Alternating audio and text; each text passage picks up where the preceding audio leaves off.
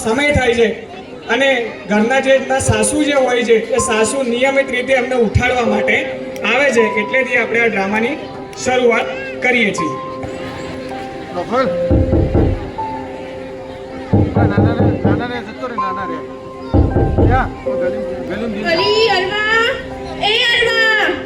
ઉઠો તો આ બાજુવાળી સત્યાને જુઓ તો ખરા, કેટલી વહેલી ઉઠે છે.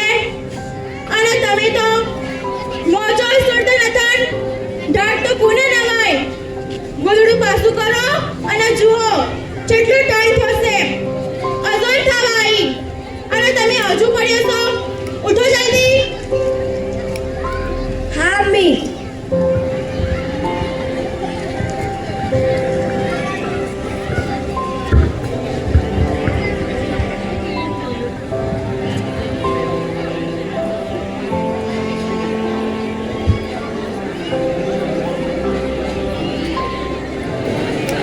ઝંડામાં આખી પબ્લિક જોવે ને આપણે ઓળો.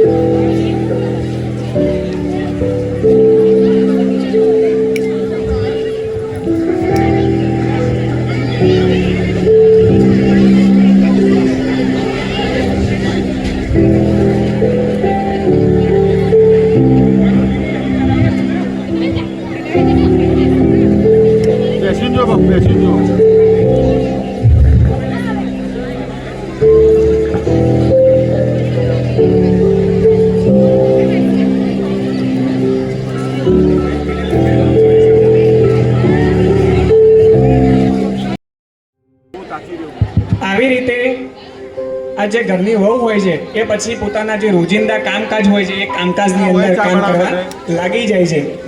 તેમ કરતાં કરતાં થોડો સમય થાય છે અને શિયાળાની ઋતુ હોય છે એટલે સવારમાં સરસ મજાનો તડકો નીકળ્યો હોય છે. એટલે પેલી જે સાસુ હોય છે ને એને મન થાય છે કે લાવો તડકે જઈને ઠંડી ઉડાડું, કેમ કે વહુને તો ઠંડી લાગે જ નહીં, ખાલી સાસુને જ લાગે. એટલે બહાર જઈ અને આરામથી બેઠા બેઠા ઠંડી ઉડાડે છે અને વહુ જે છે ઘરમાં બેસીને કામ કરે છે.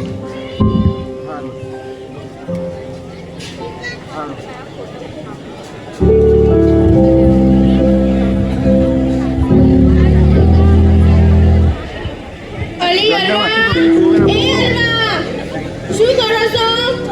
ટાટું ટાટું કોણ કરો છો? પારસ ભાઈ તો નથી. આ કોણી આવ્યું છે? હા મી નાસ્તો કરી ગયા. ઘરનું આટલું બધું કામ પડ્યું છે, તમે નાસ્તો કરવાનું જ પાણી લેતા નથી. આખો દાડો ભાઈ ખાસ ખા કરો છો.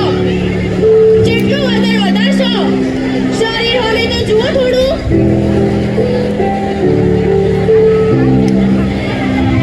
હવે આ જે હાહુ હોય છે ને એમની એક આદત હોય છે કે આવી રીતે વહુ ભલે ગમે એટલું કામ કરે પણ તો એક પેલી કચ કરવાની આદત પડી હોય ને એટલે એ મૂકે નથી. એટલે હાહુ બહાર બેઠા બેઠા તડકો તો ખાઈ છે, પોતે નવરા બેઠા છે, પણ તો પેલી કચ કરવાની આદત પડી હોય ને એટલે કચ જ કરી છે બહાર બેઠા બેઠા. એટલે વહુએ બિચારી શું કરે, અમે બોલવા જાય તો ઘરમાં ઝઘડા થાય. એટલે હવે એ મનની અંદર લાડમાં હાહુને કહે છે. શું કહે છે આપણો? જલ્દી કાવાર નથી રહેતી ડોસી, લોહી પીજી, બસ આખો દાડો કોમ ને કોમ, બીજું કોઈ દેખાતું જ નતો. હા શું કહો છો મમ્મી? પણ મેરો કા હેડો, આ પોણી કઈનું આવ્યું છે?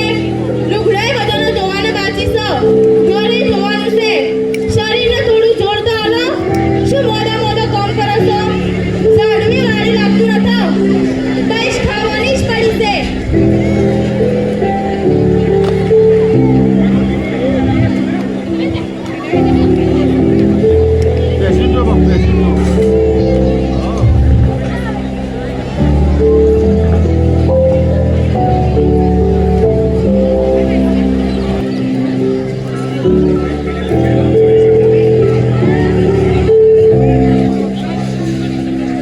હાલો.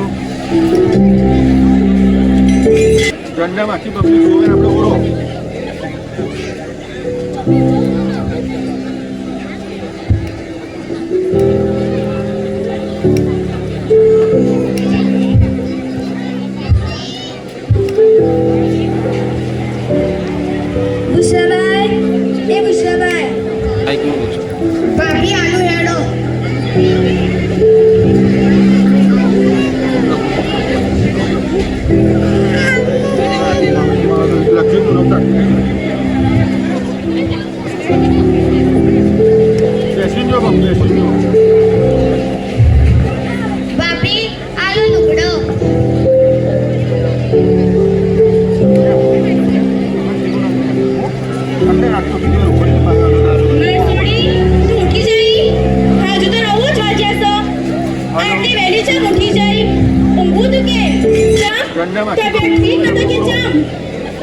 દામી આ તો ભાભીને લુગડા ધોવા આલ્યો તો કે એટલે ઉઠી જાય.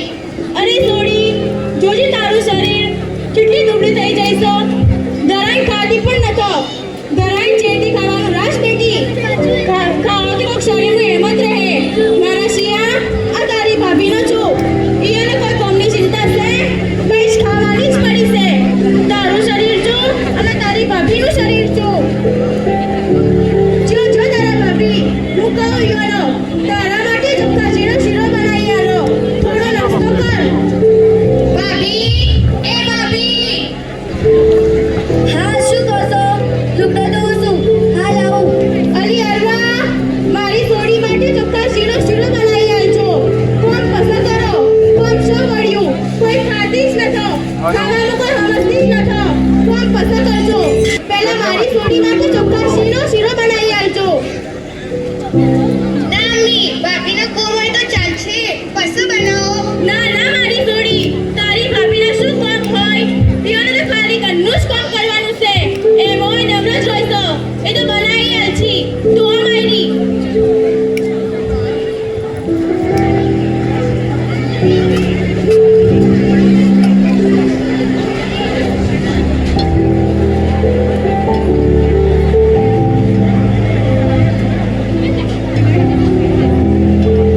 બેસી જાઓ બાપુ, બેસી જાઓ.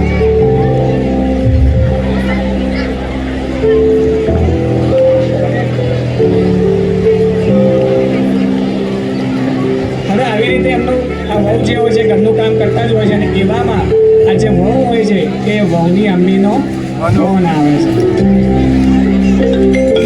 ઝંડામાંથી પબ્લિક જોવે આપણે ઓળો.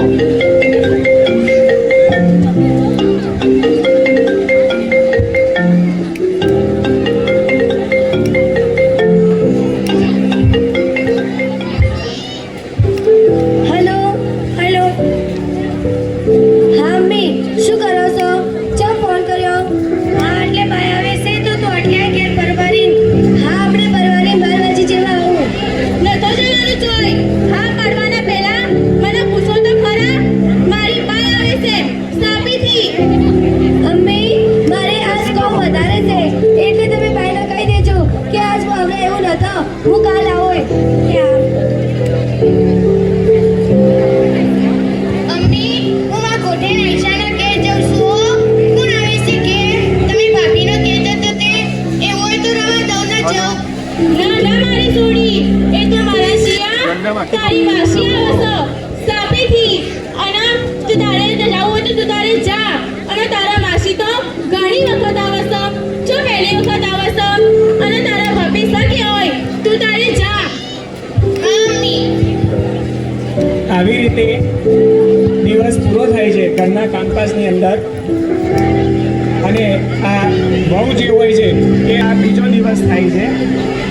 વહુ એનું કામ રાબેતા મુજબ કરે જાય છે અને હવે અહીંયા એવું બને છે કે જે સાસુ હોય છે ને એમની તબિયત થોડી ખરાબ થાય છે એટલે એ આરામ કરતા હોય છે અને વહુ એમનું કામ કરતી હોય છે ઘરની અંદર. હવે એમની દીકરી આવે છે, જોઈએ આગળ.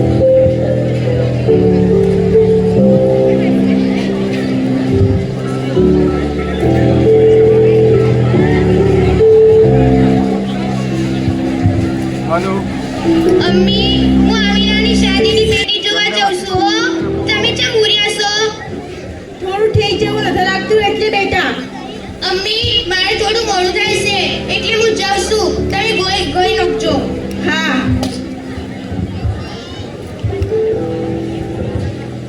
આજ તો કોમનો વહેલો પાર આવ્યો છે તે મારી અમ્મીના ઘેર જતા આવું અને મારી બહેનને ભેગી થતા આવું.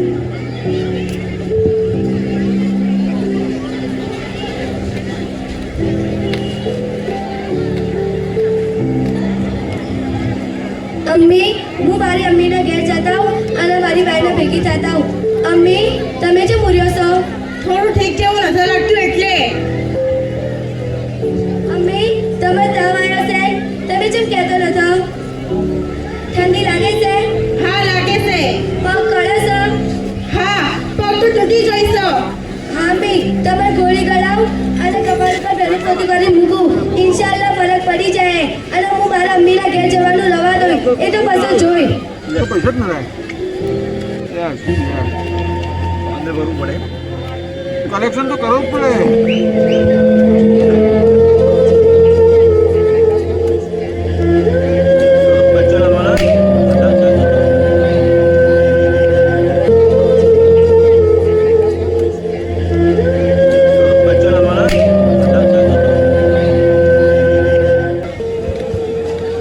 હોજો સીધો પરંતુ આ શું નાઈ ગયું લે? કપાળ ઉપર પોતું કરી મૂકું, ઇન્શાલ્લાહ ફરક પડી જાય.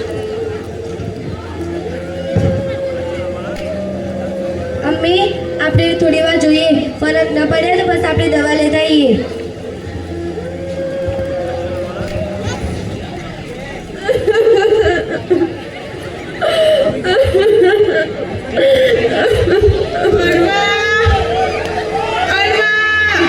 અમ્મી, ચમ ચમ રોવો છો?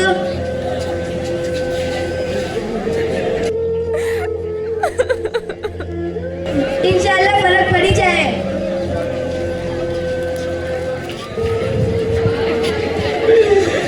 અરવા બેટા, મને માફ કરજે. મુને તને હસ્તે ગણવારી ન તારી કોઈ કદર ન કરી અને મને આજ ખૂબ પસ્તાવો થાય છે કે મને ખાલી મારી સોડી જ દેખાણી. તું તો મને નજર જ ના આવી. અને એમ કહેવાય છે કે આવું મારે નથી બાળી કહેતી અને વહુ સોડી નથી બાળી કહેતી. પણ આજ મને સમજાઈ ગયું કે આવું માં બની કે અને વહુ પણ સોડી બની કહેશે. અમ્મી, તમારે એવી રીતે દુઃખી થવાનું ન હોય. તમારે તો માફી માંગવાની ન હોય. તમારે તો દુઆ હાલવાની હોય. મારું ફરજ છે તમારી ખિદમત કરવાની. અને હું તો તમારે મારા અમ્મી સમજુ છું. તમે તો મારા અમ્મીના બરોબર જ છો. અરવા બેટા, તું મારી સોડીની જેવી જ છો અને આજથી હું તને મારી સોડીની જેમ જ રાખોય.